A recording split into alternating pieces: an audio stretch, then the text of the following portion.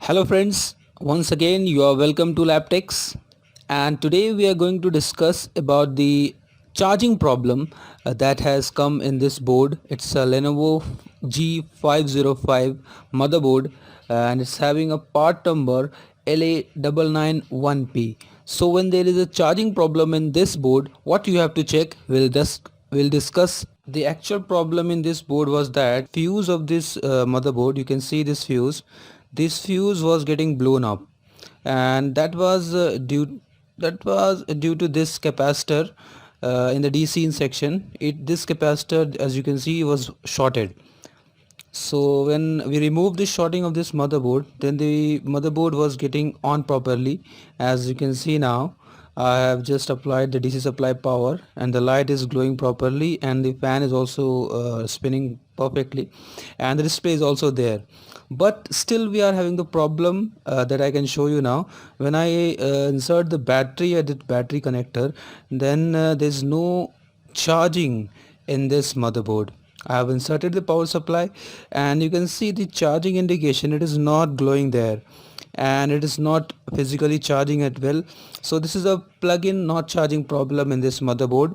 There are a lot of videos that I have put in our YouTube channel about different case studies, and also in our complete course we have provided the complete pinout configuration of the different charging ICs like BQ 24727 or 707. All are covered in that course, and now we'll update that what is the actual fault that comes in the motherboard. So in this motherboard all the sections are okay.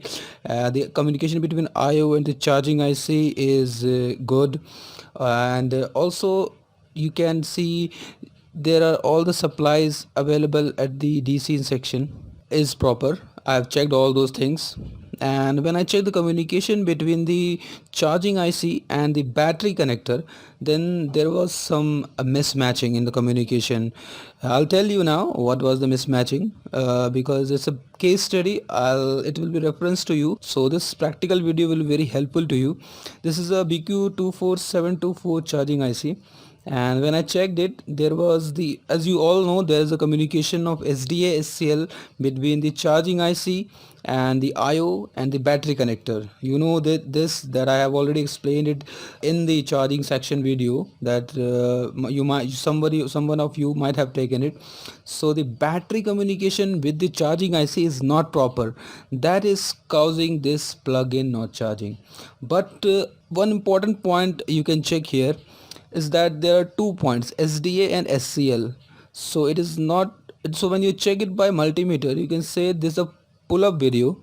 It's a 3.3 volt supply that you can check in the multimeter. It's a 3.3 volt supply at the SCL pull-up, at the resistor input and the resistor output. You can see in the pull-up resistor if you see the schematics. And in the case of SCL, there is also a 3.3 volt supply at the output of the battery, and there is in the other side of the resistor it's also 3.3 supply. So the power supply or the pull-up voltage for the SDA and SCL is correct. There's no problem with that. But then why it is not charging, and why this is a plug-in not charging problem? This could also only be determined when you check it using the DSO. When you check it on the DSO, as already explained in the course video, there should be a packet of data between the SDA, SCL and the battery connector. But when you see the resistor that is connected, the pull-up resistor, it's a 100 ohm resistor for both SCL and the SDA, to have a communication between the battery and the charging IC, to have a proper current communication. But you can see the SDA pull-up resistor is not correct. It should be 100 ohm, but it is showing approximately 4 kilo ohm. That's a too much value.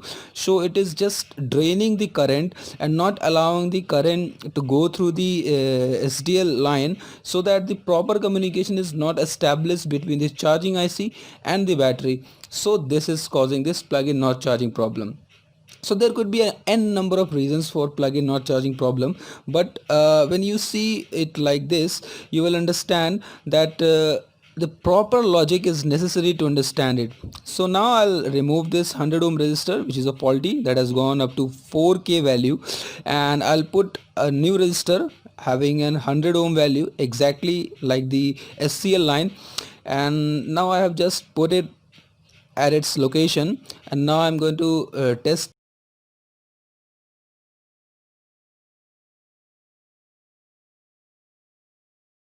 See, you can see in the multimeter it's 100 ohm coming, perfect. So now I'll test whether my board is okay or not. So we'll just clean up the resistor so that it got cooled, it is cooled. So now I put up the battery, now I'm connecting the power supply, and now you'll see what's the change that is happening in the motherboard. So now I'm just turning it on, press the power button, you can see the fan is spinning, and now you can see there is the indication of the charging. That LED, charging LED, was not glowing earlier, but now it is glowing fine. So you can observe here that tiny resistor can cause a big problem in your motherboard. So you need to have focus on the logic of the motherboard, that you can only understand by if you know the logic of this section. So why this happened? Because in the DC in section there was a shorting that had an effect on the auxiliary component of the charging section. SDSL, as you know, is a very important point for the communication point of view.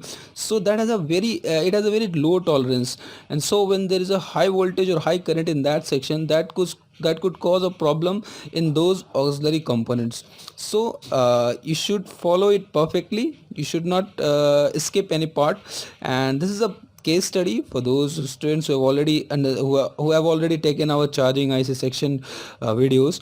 So if you want to have extra knowledge, or if you want to have more understanding of the charging section, then you can contact on the given number that you can see on the video, and you can get the charging section videos from us. Thanks for watching this video, and please subscribe our YouTube channel for more updates.